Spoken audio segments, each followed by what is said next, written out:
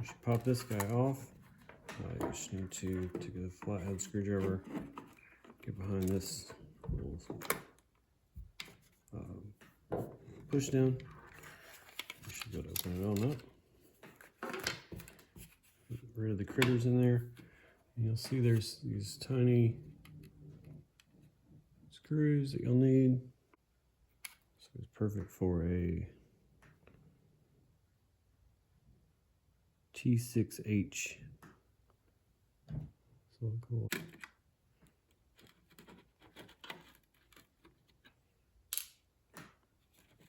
There's the board, should pop right out. All right, I'm going to use a little bit of alcohol to clean this board up a little bit.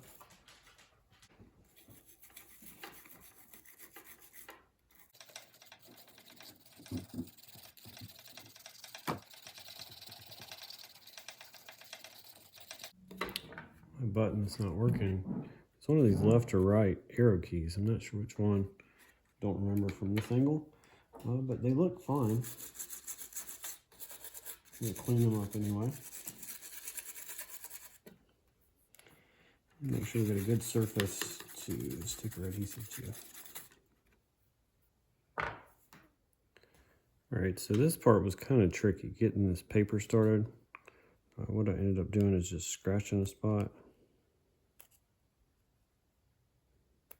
I didn't have a pin, so I just used this really tiny screwdriver, precision screwdriver, and I was able to get it started.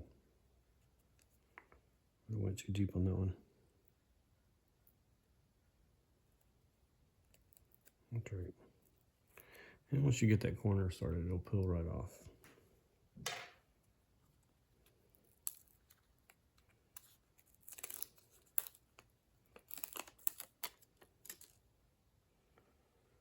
Be careful to line up your spots here.